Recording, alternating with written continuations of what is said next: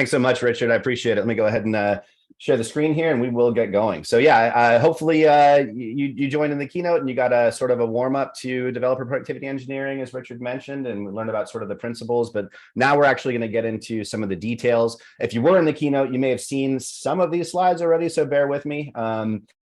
But we'll go through just understanding some of the very top level principles of DPE. Then we'll get into some tech demos. We'll show off how these acceleration technologies work locally and also in CI. So let me go ahead and share my screen. I'm just going to share my full screen this time. Great. So this session is specifically about speeding up Maven, Gradle, and Jenkins with the build cache. These are not the only build systems and technologies that can be set up using a build cache, and we're focusing on Java and JVM technologies, but there are other build systems that also make use of build caching to improve cycle times for builds. So you can find this like in the Clang build tool, for instance, and there's other ones beyond, but we're going to be talking specifically about JVM technologies here. If we haven't met already in the last one, my name is Justin Reock. I'm the Chief Evangelist and Field CTO for Gradle Enterprise. My background is primarily in software development. I wrote code for a good 15 years of my career before moving into systems integration and enterprise architecture, always with a strong focus on open source. And so it was a very easy transition for me to kind of move into this field of developer productivity, because that's what open source was about too, right? I mean, it's definitely become mainstream at this point. I think it's just about everybody's got an open first policy or working with a lot of open source. But if you think about what that did for productivity, if you think about how developers no longer had these financial or technical barriers to getting their hands on really good code and being productive quickly, that was absolutely, I think, always the most interesting part about open source to me, was accessibility to good software and getting rid of bottlenecks for developers. But that's what we're going to talk about here too, with this newer practice of developer productivity engineering, and in this case specifically talking about build caching. So again, if you were with me in the keynote, you may have seen some of these topics already, so it'd be a little bit of a repeat, but hey, repetition is good. The essence of this is, really the rallying cry for DevOps, and I think, a lot of people may be familiar with this quote at this point, but it really says a lot very quickly, which is that it's no longer the big beating the small, but the fast beating the slow. It is the disruptive and agile companies that are able to get ahead of their competition by dealing with feature requests and feedback more quickly. But instead, this is often what we see, right? Instead of developers being able to stay in their wonderful state of creative flow, instead we see that they are often interrupted. We're coding, we're happy, we're where we want to be, and then we're waiting. We're waiting for a local build to complete. And then we're spending time maybe debugging a failure because that build failed, right? Not in our wonderful state of creative flow where we want to be. Instead, we are dealing with friction and frustration and toil. So we go to lunch, come back, we're coding, yay, we're where we want to be. We're waiting for our build to complete again, but this time it succeeds. Wonderful, great. We debugged the failure and it works locally. So now we're ready to pass it to CI, and tests are flaky. So the tests that were passing for us in our local environment are now failing in our remote environment. Now we're going to spend the rest of the day dealing with that as opposed to where we really want to be. So we know that this is a widespread problem. Before implementing developer productivity engineering, which is the broader practice, if you weren't in the keynote, this is the broader practice behind this technology of build caching that we're going to look at now. We did our own research, and we said before doing this, for businesses that are already DPE mature, so these are the Netflixes, the LinkedIn's, the Twitters, the Spotify's, the Ubers, right? These folks who have dedicated productivity engineers that are working on this stuff. Before implementing this, we found that overwhelmingly 92% of these organizations said that they were just spending too much time waiting on build and test feedback, either locally or during CI. And that's what we're going to focus on in this talk. DPE covers more stuff. It improves troubleshooting.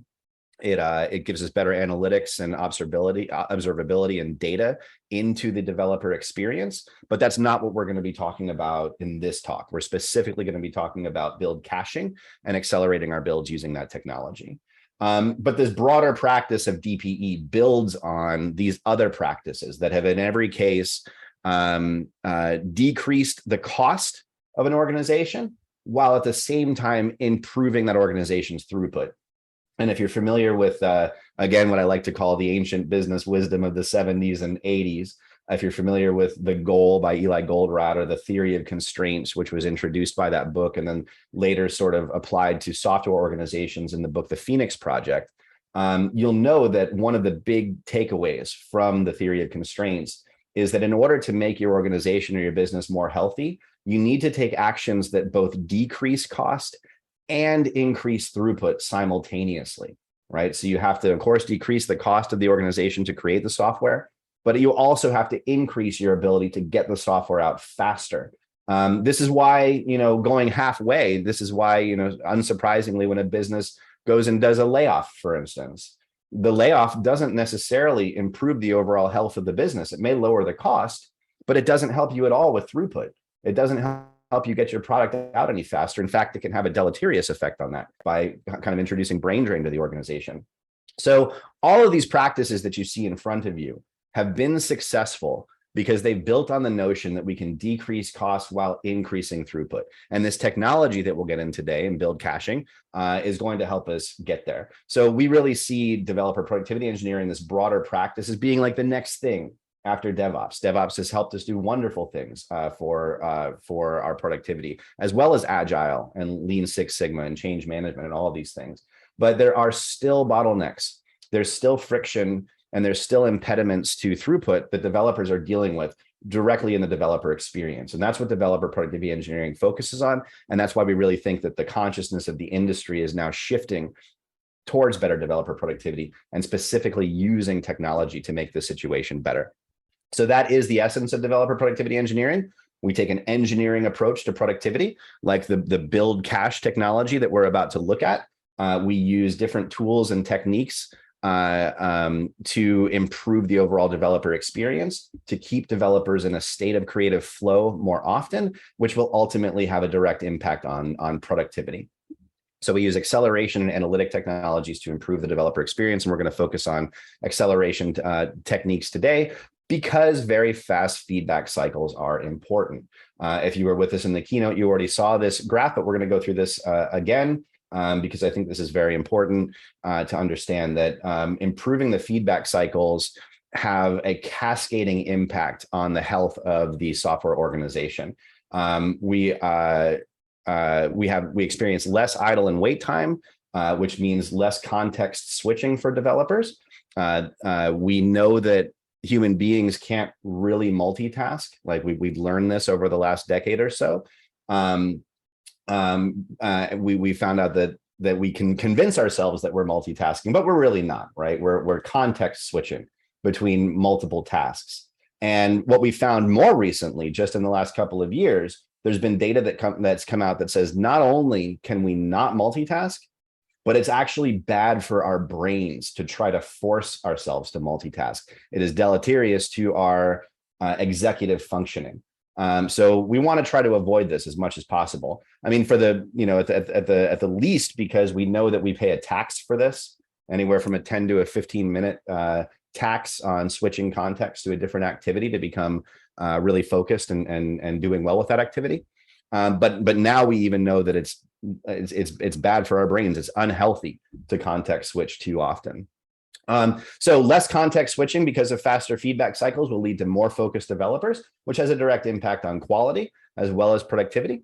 But then one that's not always so intuitive is that if our feedback cycles are happening faster, then we're going to build more often, right? We're going to ask for feedback from the tool chain more often, which means that we'll have earlier quality checks. We'll be able to run the builds more frequently and be able to refine our work more often, which will lead to fewer expensive downstream incidents, which again has a direct impact on quality.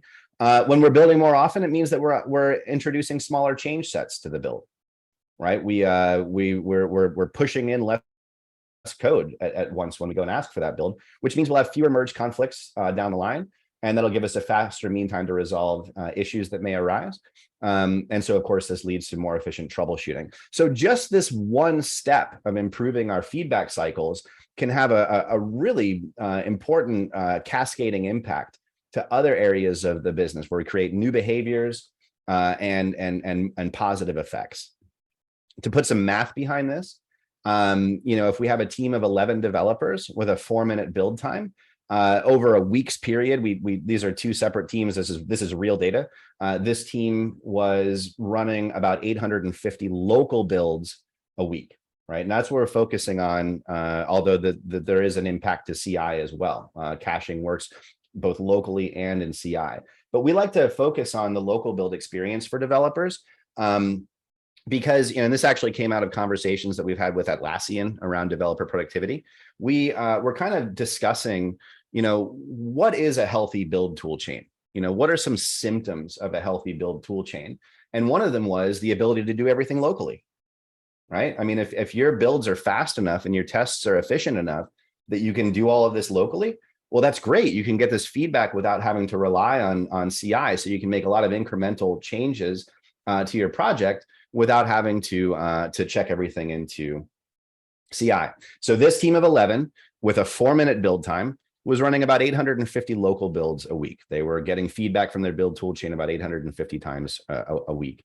But look at this team of 6 with a 1-minute build time. They're able to ask for feedback and refine their work over 1,000 times in that same week because their builds are just 3 minutes shorter. So there's a couple of takeaways here. First of all, I think one big one is a lot of people might look at a 4-minute build time and say, "Oh no, that's great. That's way better than what our builds are right now." But look at the impact that it can have, reducing that build time from 4 minutes down to 1 minute. And then the other takeaway, of course, is that this smaller team is actually able to refine their software more often, which means that they may lead to better productivity and better quality, despite being just a little bit more than half the size of this other team. At scale, this becomes even more sort of staggering. 6 developers, again, over 1,000 builds a week. Again, we look at this build time and say, "Oh, a minute. That's great. 1-minute build time, fantastic. That sounds awesome." But what happens when we reduce that down to 0.6 minutes with caching, which we're gonna look at? We are returning 44 days of engineering value a year back to this small team of 6, which is tremendous, right? That's in terms of US vacation times, that's almost 2 full vacation times for developers on that team. And then at a larger scale, taking a 9-minute build time down to 5 minutes for a team of 100 developers that are doing 12,000 builds a week, we return 5,200 days of engineering value a year back to that team, just by improving their build times from 9 minutes down to 5 minutes. So really, it can have a huge, staggering and cascading impact. And this is where I say that when we look at this and we say, "Oh, is a 1-minute build time fast enough?" that we need to start thinking about a different question. We need to start, instead of asking, "Is the build fast enough?" we have to ask, "Is the build as fast as it can possibly be, given all acceleration and analytics technologies?" We owe that to our developers, and then we'll also, have the objective outcome of improving productivity. If you want to learn more about how Netflix has made use of this technology, you can check out their blog. They are using a combination of caching and test distribution, which is another acceleration technology that we hit on in the keynote, to move a 62-minute build cycle time down to just under 5 minutes for one of their backend Java applications, which has, of course, had an amazing impact on their productivity. Okay, so build caching. That's the focus of this talk. We're going to look at one of these acceleration technologies, a build cache, to deliver faster build and test feedback cycles for our developers. Build caching was introduced to the Java world by Gradle as part of the open source Gradle build tool back in 2017. If you're not using it, I suggest that you do. This is different than a dependency cache. So this is not like a JFrog, Artifactory, or a Sonatype Nexus product, although those products are very important. And they help us in a lot of ways in terms of optimizing our bandwidth and also protecting our supply chain. But build caches are complementary to dependency caches. It's not the same technology. So if you get one big takeaway from this and understanding what a build cache is, understand that it's not a dependency cache. These are two separate things. A build cache is going to take inputs to the build. So we'll look at what some of those inputs are in a moment, and generate a cache key based on those inputs. And then it's going to take the output of that phase of the build and stick it in a cache, so that if we have the exact same conditions as part of a subsequent build, Or even as you'll see in a moment, when we do these demos, you'll see that this can be done remotely as well through a remote cache in a distributed team. You can benefit from build work that's already been accomplished when the same circumstances were encountered during either a Gradle task or a Maven goal. Again, we're focusing on JVM technologies here, but a build cache is not, Gradle and Maven are not the only projects that offer a build cache. There are other build systems that offer this as well. So, really recommend as part of a developer productivity engineering practice that you take a look at what's available to you in your build system. If you have the ability to turn on caching, use it. For Gradle and for Maven and also for Bazel, the cache key is going to be generated by creating a hash of source code files, JDK version, major version, class path, and compiler arguments that were passed in, so that we're really sure that the situation that we want to, the output that we want to pull from cache matches exactly with the context of what's happening at that part of the build. This solution makes it really elegant because, again, it can be remotely distributed, right? So we can, because we're generating the key in this way, if anything changes at all, source code files or any of that stuff, we're obviously not going to generate the same cache key. And so we'll miss the cache on that. This is where it gets kind of interesting optimizing, because, for instance, you may turn on the cache and you might find out, oh, I've got all these tasks in Gradle, or I've got all these goals in Maven that should be cacheable, and you're getting cache misses. Then you have to start looking at, okay, well, what's happening in the build? Maybe we're generating source code, and maybe we're putting a timestamp in that source code, but the caching is that sensitive that if even just a timestamp changes in the comments of the source code or something like that, the hash is going to change, right? So a lot of optimizing the cache involves looking at tasks that we think should be cacheable that aren't being cached for some reason, and then trying to figure out why. So it's very safe, but with that safety comes, some sensitivity. Local and remote caching are supported in the case of the Gradle build cache and the Maven build cache. You grab a jar file to set up a remote cache node, or actually we have Docker images available now too. And you deploy a fat jar out to a standalone instance somewhere, and that becomes your remote cache node. And you can set up as many of those as you need to, depending on the size of your organization. But the idea here is that in this case, in Maven, CI could be doing, continuous builds of the software, populating a remote cache, making it possible for a distributed team to benefit from this remote cache. So that means that maybe you have a follow the sun model, right? The team that came before you is going to be making a bunch of changes to the code, checking them into source control. CI is going to be triggering builds. And if CI is populating the remote cache, then users, even on the first build of the day, developers will be able to benefit from that on their initial build. So instead of having to, start your day, pull down the newest source, run a build, go away for half an hour or whatever, and then come back, like you'll actually have sort of that immediate benefit, which is when you see in the commercial why Dr. DPE is talking about not having enough time to call your mother or whatever during builds. Well, sorry, but the good news is that you get to spend way more time coding and doing what you love to do, as opposed to waiting and being idle. So again, this remote cache can be shared amongst different machines, and it speeds up development for the whole team. So some examples of things that can be cached.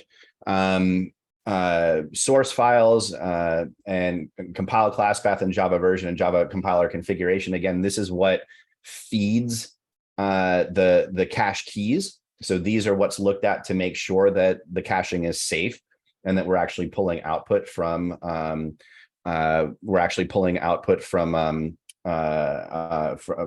that matches the context that we're sending into the build tool, so that we don't corrupt our artifact. And all kinds of things can be cached. So beyond just things like Java doc and source code generation and check style and custom tasks or plugins that may have been built, things like testing and test tasks can also be cached, because it's a generic feature. So it looks at whatever input is coming into that phase of the build, the Gradle task or the Maven goal, and then it looks at the output and it sticks the output in a cache so that it can be pulled from cache as opposed to rerunning that part of the build the next time. And we're about to see a demo of this. Some measurements, just some data that we have from open source projects that are utilizing this cache. Look at the Apache Commons IO project. When this project is uncached, running a Maven clean verify build, which is what our demos are going to focus on. We see that uncached, this build takes 1:23 seconds.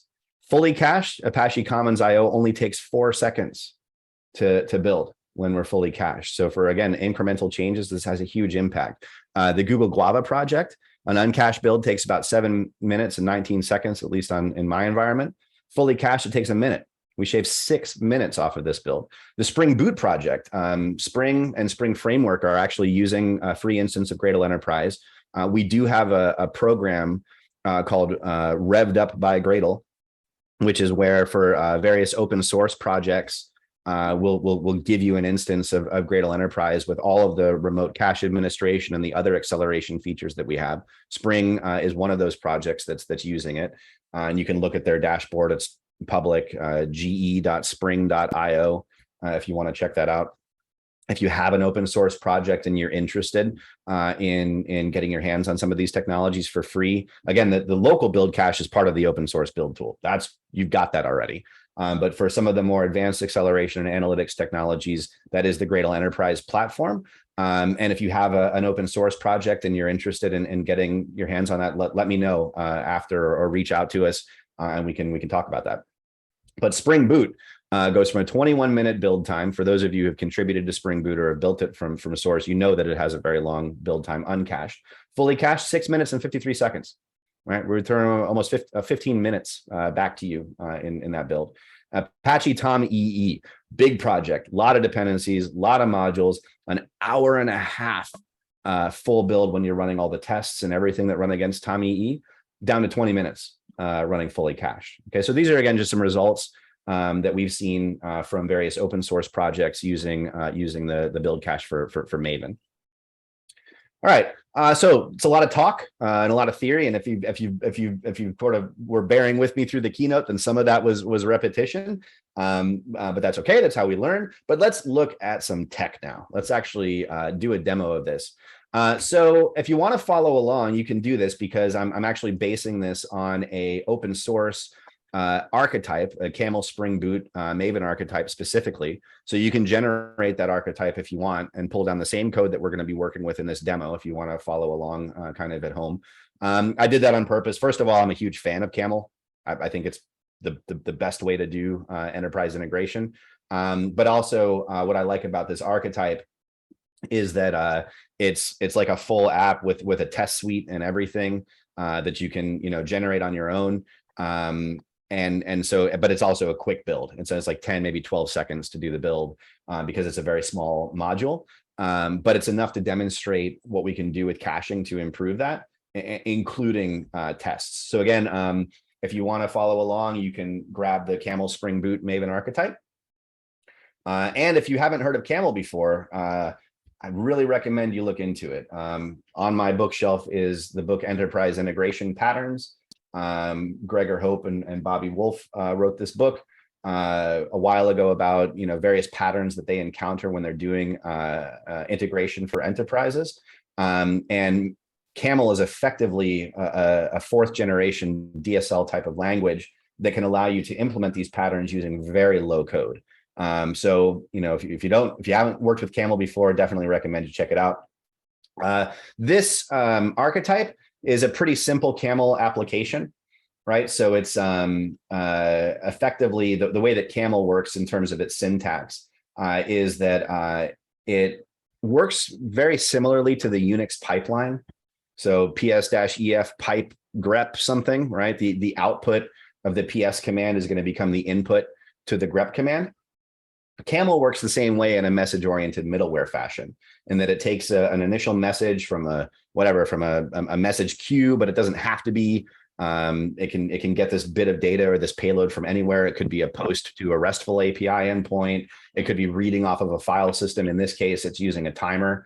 And the timer is going to generate our first message. So all this code is really doing is on a set period of time, it's creating a route It's populating this route using a bean. In this case, it's populating a greeting into this string. If we go and look at the properties for this, we can say that the greeting is hello world. So this is a hello world program written in Camel, and it's going to just create output, right? But it also has a test suite available as well. So we can see that we're doing a basic assertion. We're going to, and we're using mock in this case. So we're mocking an endpoint, and we're hoping that the output from the endpoint matches the greeting that we set on the endpoint. Okay, so that we set on the input from properties. So again, very, very simple. But it does have a unit test, and it is a full functioning sort of application. So we're going to start here. Now, what have we done to change the configuration? Well, we've added the Gradle Enterprise extension, and this extension is just a jar file that's available in Maven Central. This is what enables build scans. So we talked about build scans in the keynote. We're going to look at a build scan in Maven and poke around in there as part of this demo. But if you're interested in, if you're like, oh, the build scans are really useful, you can use them totally for free. Scans.gradle.com for both Gradle and for Maven. And the way that you enable them is by adding this extension to your build. We're also configuring this extension a little bit further because we're making use of the remote cache. And so we're going to be using Maven's remote caching as part of our second demo. So we've configured a few things here. You can try this out for free. At the end of the presentation, I'm going to give you a link to what we call our Maven and Gradle Build Speed Challenge, where you can hook your own build up to a public Gradle Enterprise server and see what kind of results you get. Right. So again, the build scans are free for everybody. The build caching for Maven is part of the Gradle Enterprise tooling, but you can try it for free and see what kind of results you get. And we'll send you some swag if you do it. We'll send you a nice swag kit with Gradle socks and a mug and some stickers and all that if you go through the challenge. So I'll show you at the end of the presentation how you can do that. So that's all I've really done, though. I've configured Maven to hook up to this. Now, I'm going to do a little bit of housekeeping here first. I just want to make sure that my local build cache, which you can see is living inside the .m2 directory and my home directory and the .gradle enterprise directory. I just want to make sure that this is totally clean so that we start with a benchmark of not using the cache at all. And I also want to purge anything that might be in my remote cache. So I'm going to open up my remote cache administration through Gradle Enterprise. And I'm going to look at the built-in node. Okay, it's empty, good. I'm purge it just in case to make sure that we're not doing anything squirrely here. And we're going to just go ahead and run an initial build of this. So we'll do a Maven clean verify. And should take 10, 15 seconds, depending. But we see it's kind of doing everything. It's running through the compile. This is the unit test that it's running. It's launching the camel route, and it's sending in our mock data. And it looks like we're hitting our transform. Great. The route is doing what it's supposed to do. We're getting hello world out of it. And we ran the entire build in about 13 seconds. And we had 8 Maven goals that executed. We executed all 8 of those because, again, the cache was not populated. This is our first run. And we published a build scan. So let's take a look at this build scan first. Again, if you want to do these for your Maven builds or your Gradle builds, go to scans.gradle.com, and you'll see here instructions for doing build scans for Gradle and for Maven. You can see the instructions down here. It's very simple. We're just popping in the Gradle Enterprise Maven extension into our Maven build, and nice little videos here that'll kind of guide you through kind of more details of the process. So what is the build scan? Well, if you were here for the keynote, yeah. Can you zoom in a little bit so it's a little bigger to see? Oh, of course. Yeah. Is that better? Sure. Yeah, great. Cool. Yeah, thanks for that. So the build scan, if you were here for the keynote and learned about, where build scans are part of developer productivity engineering, you learned that build scans are here to assist us in troubleshooting, right? And then they could be troubleshooting a build failure. It could also be troubleshooting build performance, right? Or maybe just sharing details about what happened during a build, right? We have lots of information that's available to us. Just in the summary, we're able to see multiple things about what happened during the build, and we can drill down to this. We have the full console log available to us, and everything is shareable. So let's say that I really wanted to, send the route definition to another developer that I'm working with. I can create a link here, and this linking to this part of the interface. This creates a custom URL for me, which I can then share. So, if I were to pop this into Slack or something like that, I could give this to another developer. They could open it up, and it's going to take them right to the part of the build scan that I'm trying to draw their attention to for whatever reason. If any failures took place, they're listed here with the failure messages. I get a full timeline, so I can see, all of the goals that executed. If any tests were run, which they were in this case, we can see which tests were run, and we can see their test outcome. We can see what projects were built. In this case, it was just one, but you can imagine for a more complex project. And also we can look at all of our dependencies. We can see information on what those dependencies were, their versions, and we can even see transitive dependencies and things that may have been required, why those dependencies were chosen. We can look at a set of any extensions that might have been part of this build. So really a lot of good data for us here. Any custom values that may have been passed in. Maven switches. So, which of these configuration switches were set. And this actually even links us directly to the documentation. So this will take us right to, in this case, we wanted to look at test output capturing. So we can, we see that this switch was actually turned on, and we can see what that means. And the infrastructure details too. This is very helpful.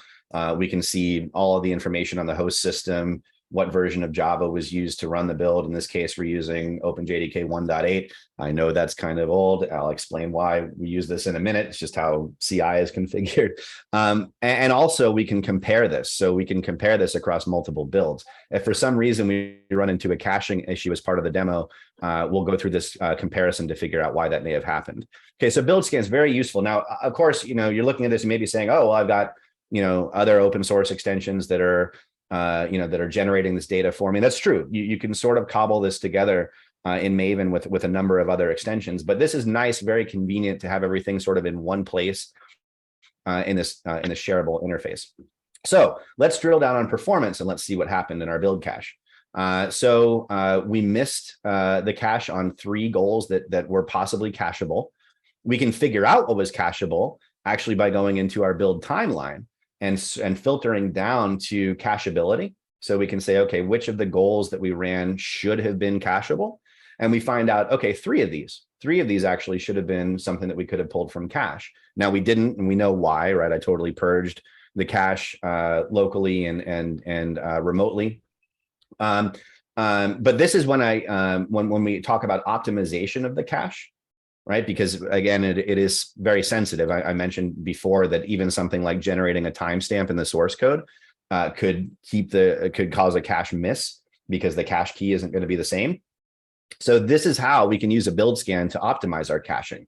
If we were to find out, for instance, that 3 of these goals were cacheable and yet they ran anyway, something's wrong. We need to look into why these didn't cache. But in this case, we know why they didn't cache. They didn't cache because we didn't have it available in the cache yet. And if we look at our performance, we can say, okay, we stored 3 of these goals in the local and in the remote cache. Excellent. So that means that when we run this a second time, we should be able to pull some work from cache. So let's do this again. So we had a 13-second build. Now, for some reason, my Mac is hovering a little bit, so this may go even slower than normal. I'm not quite sure why, but it's an Intel Mac, and so sometimes it's just doing things.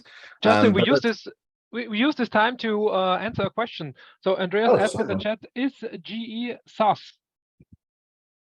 Is it SAS? SAS, yes, SAS. Yes, SAS. It can be, but we distribute it as Docker images with Helm charts. So if you want to host it in an air-gapped environment, you can totally do that. A lot of our customers are, we have the project hosted on their own premises, but we also they host it on-prem. But we also have options where you can host this in cloud. And the free stuff that I've shown you, the build scans, for instance, that is a SaaS. We are hosting build scans at scans.gradle.com. So you can use it using our public SaaS instance of Gradle Enterprise. But yeah, no, it's distributed through Docker with Helm charts and Kubernetes, so you can deploy it on your own. Yeah, good question. Okay, so let's see what happened here. This time on our second run, we pulled 3 goals from cache. Fantastic. So we saved 7 seconds in this build. I've seen this go even faster before. Again, my Mac is doing something. It's hashing on something. I'm not sure what, but my fan is going and everything. So I've seen this actually go even faster. Let's maybe try it again and see if it goes even faster this time. So this might be due to Zoom. Zoom consumes a lot of CPU. So yeah, maybe that's it. Sharing 4K, so that could definitely be it as well. But anyway, we can see here that we've seen significant savings in this sort of incremental build by pulling stuff from cache, right? So we saved at least 7 seconds based on the calculations. If we go and look at another build scan, then we can see that in this case, in our build timeline, we pulled 3 of these from cache. And it knows from historical data that these tasks, took a certain amount of time in previous builds, so it gives us an estimate. In this case, it's actually saying that that we saved 8.368 seconds from pulling things from cache. And if we were to try to do our optimization here, cacheability is cacheable, all of the outcomes here were from cache. So if we were to say that they actually run, nope, everything that was cacheable was pulled from cache. So this is what we would call an optimized build. Okay. Obviously, if we change something, if we make a small incremental change, then not everything will be pulled from cache. So if we come in and made a change to the router project here and said, this contains, bar instead of foo. Wow, look at what Copilot knows how to do. That's a little spooky. We'll try this again, and you'll see that in this case, because source code actually changed, that we're not going to be able to pull everything from cache. We're going to have to do the compile. We're going to have to run our tests again. But again, if you imagine that this is a big modular project and not just a simple project, and you've made a change to a small module, you could see this really having, you've got hundreds or even thousands of goals as part of your build. You could see that you could save significant time savings here. And we still were able to pull one thing from cache, which should have been compiling our test harness because we didn't make a change to our test code. Great. Okay. So let's talk a little bit more about remote caching and how we can use this to also speed up CI. So we just saw how we could use this to speed up a local build, but that's not the only option. Let's take a look at cache effectiveness and behavior. For a Maven build for the next few slides, we're setting up a sort of an example project where we have 4 modules: core module, service module, web app module, export API module. If this was a Gradle project, then we would just be including these in our settings.gradle. Taking a quick look at the dependency chain here. Core is kind of our main module, and export API depends on core, but nothing depends on export API. Service depends on core, and web app depends on service, but nothing depends on web app. In a normal circumstance, without using a cache, if we made a change to any of these modules, everything has to execute, right? We have to compile our test harness and run our test. We have to run check style on the code. And of course, we have to run our compile as well. And this would mean, making a change to any of these. If you're familiar with Gradle, you know that Gradle has an incremental build system. So it has the ability to say that a certain task is up to date, but not during a clean build. Okay, so even during a Gradle clean build where incremental building isn't made use of, the cache can help us there. So let's say we change a public method in the export API module. Well, we have to recompile that module, and we have to recompile the test and run the test and do the check style. But because nothing depends on export API, all of these other goals could be pulled from cache. Okay, so we can retrieve them from the cache as opposed to executing them, saving a significant amount of time. If we make a change to a public method in the service module, well, we have to compile the service module again, and we have to, compile the test, run the check style on it. And for web app, we'll have to compile it because it depends, and it depends on service. Because we changed a public method, it's going to have to compile, run the test, compile, run the test, but not the check style because we didn't change any source code in web app. And all of this stuff that we're running for core and for export API can also be retrieved from cache. So we still would see significant savings there. If we changed an implementation detail as opposed to a public method, so just an implementation detail of one of those methods in the service module, then we have to run the test on the dependent module on web app, but we don't have to compile the test harness again, and we don't have to run check style. We do have to run check style because we changed the syntax of the service module, but we don't have to recompile the test because it wasn't a public method change. It was an implementation detail, and we didn't change the test. But we do have to run that test again. And then everything again here in green can be retrieved from cache. What about a change to an implementation detail of the core module? Again, an implementation detail, not a public method change. So all of our tests, compile steps can be pulled from cache. We do have to rerun these tests because everything depends on core, either directly or transitively. And we have to rerun check style on core. But all these other tasks, like compiling the dependent modules and compiling their test harnesses and running their check styles, do not have to be run. So even with a change to an implementation detail of the core module, we still can see significant savings. And then, of course, the most invasive change, making a public method change to the core module, we can still, at the very least, pull our check style tasks from cache across all of these other modules because we haven't changed their source, right? So even with kind of the most invasive change, we can still see significant savings coming from cache. All right, so how do you do this? Well, again, looking at the sample project that we were using this camel Spring Boot Maven archetype. If you want to follow along and do this, you can. Generate the archetype, enable the Gradle Enterprise plugin for Maven by modifying the Gradle Enterprise XML and extensions.xml file. And we already looked at this in the demo, but just, for repetition, here it is. We drop in the extension, which gives us the build scan and also allows us to use a remote cache. And then we set up to talk to the Gradle Enterprise server. Now, again, at the end of this, I'm going to point you to what we call our Gradle or Maven build speed challenge, where you can hook up your own project against a public instance of Gradle Enterprise and see what kind of results you get. And for Gradle builds, the local cache, as well as the remote cache and jar files for setting up the remote cache, are part of the open source Gradle build tool. So what about integrating with CI? I see actually some questions in here. So local and remote caching can be used without Gradle Enterprise for Gradle. Yeah, I just kind of addressed that. But yes, for Gradle builds, you can just grab the fat jar that's available on our site. You can stand it up, or we have a Docker image that's available too. So that question is, can local or remote caching be used without Gradle Enterprise? Yes, for Gradle builds. For Maven builds, it's part of the commercial tool, but keep your eye out because there is an open source build cache that's in development currently. It's not generally available yet for Maven, but keep your eye out for that as well. It's definitely what we recommend as part of DPE. And then what happens if multiple developers are working on it?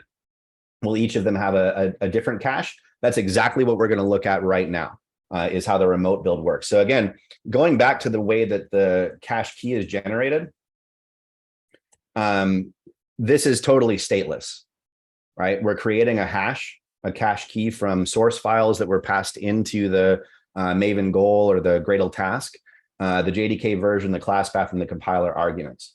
If any of this changes, then of course you won't be able to pull it from cache. But because this is kind of an elegant solution and because it's stateless, absolutely one developer could populate the cache with the exact same set of circumstances, and another developer could benefit from that, which is what we're going to look at now with a remotely distributed cache. So you can integrate with a CI pipeline like Jenkins, not the only thing really, anything that can run the build tool, which is pretty much all CI, I hope, because this is integrated at the build tool level and not in the CI level. Any CI system that executes the build system like Gradle or Maven or Bazel can take advantage of the caching. So this helps us to support things like ephemeral environments, for instance. So I know a lot of folks are building in disposable environments. And so this can be very helpful where, the local cache would get destroyed. Multiple distributed users. Also in this pattern, we want to use a remote cache.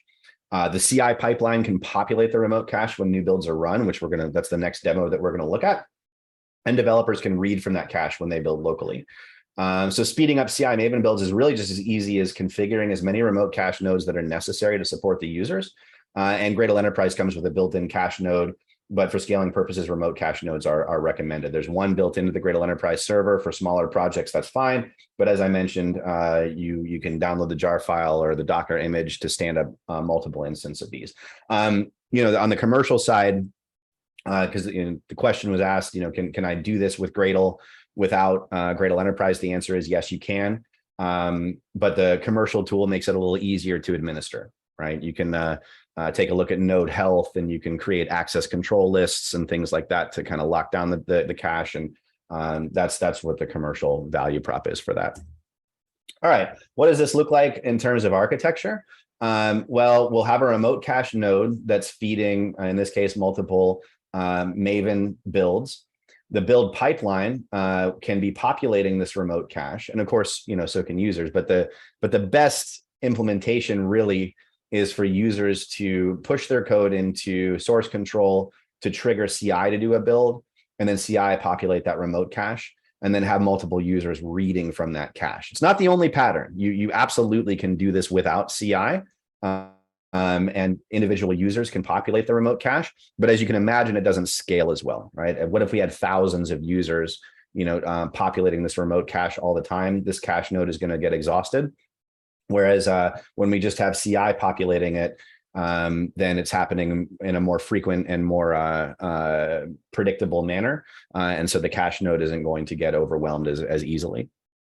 Okay, so but the net effect of this is that if you have like a follow the sun team or a ephemeral environment or something like that, the CI build will be populating the remote cache so that no matter what environment you're in, you have the ability to take advantage of it. Again, remote cache nodes can be deployed in a few ways. Fat standalone jar instances. You can go to docs.gradle.com, build cache node, and take a look at the jar downloads that are available. We also, you can pull from Docker. So Gradle/build cache node is just up in the public Docker registry. So it's open source. You can save it, load it to an air-gapped environment if you need to. And then, of course, you can deploy inside of Kubernetes as well with Helm chart. And we have information on how you can do that here. So again, this is all available as part of the open source tooling for Gradle and part of the commercial tooling for Maven. To configure Maven for caching, again, the best practices for developers to read from the remote cache, and for CI environments to write to those nodes, which maximizes efficiency and reduces developer contention over the cache. Remote caching is enabled by default, but remote storage is not. In other words, by default, you can read from the cache, but not necessarily store to it. And again, that's to build this pattern where developers are pushing their code into CI, and the CI is feeding the cache, and then developers are reading from that cache. But if you want to store directly into the remote cache, you can. You just have to set the store enabled true flag. Builds in the CI environment should be configured as shown, and then further access restrictions should be configured directly on the Gradle Enterprise server. All right, so let's look at this demo, and then we'll actually wrap it up. We're getting near to the end here. We've already got a remote cache node stood up in our server. When I show you the build speed challenge, you know what? I'm going to flash to this really quickly, and we'll revisit again. But this way, if you want to, you can follow along. If you're using a Maven build against our remote cache node that's already set up. You can either Google the Gradle build speed challenge. It'll come right up, or you can use this QR code, and it's going to take you to some instructions that are just part of a GitHub README. If you want to fill out the form, you can, but you don't have to. You can just skip directly to the instructions, which are just stored in GitHub. And you can do this against a public instance of Gradle Enterprise that we have. If you do it, if you go through it, and you finish out to the end where you're actually going to email us your cache results, then we'll send you a swag kit, a nice kit with a nice t-shirt and some fancy socks and mugs and stickers and all that stuff. So a little reward for doing that. Okay, so let's look at this demo. So we already populated the cache from our local instance when we did our first demo. Come on. sometimes really don't like the Mac mouse because it does that too often. We're going to administer our build cache node. We're going to purge it just so that we can start again with a benchmark here.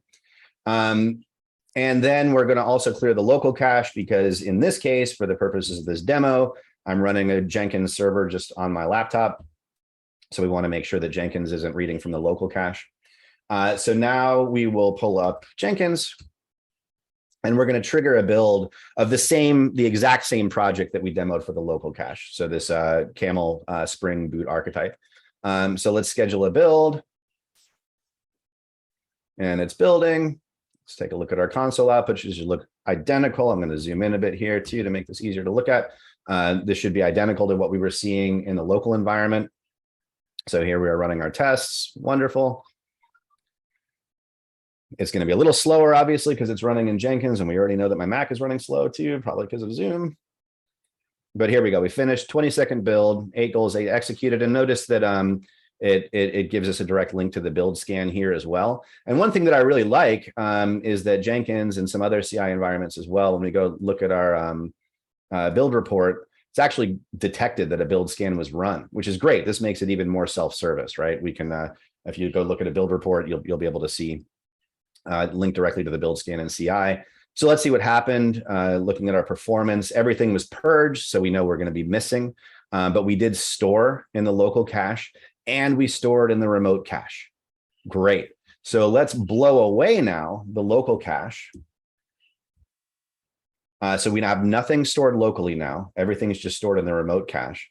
And then let's do this build clean, as if this was sort of the first build of the day. Oh. So actually it, well, it detected changes this time because I forgot to undo my code change. So let's do that. Let's get this back to where it was.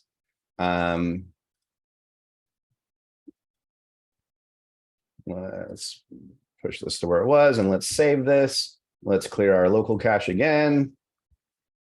Okay, so now, sorry about that. The changes didn't match what CI was pulling from source control because we made this small local change for that last demo.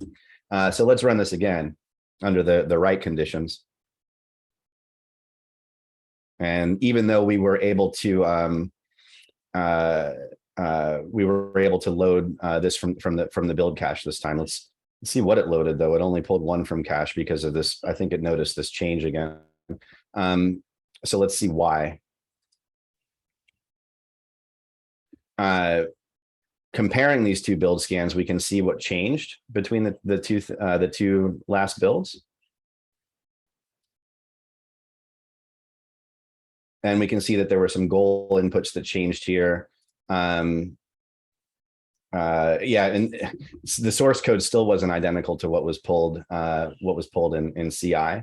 But this is interesting because this actually can tell us, that this was supposed to be cacheable, and it didn't cache because the source code inputs were not identical. Saving this again, I think that's why.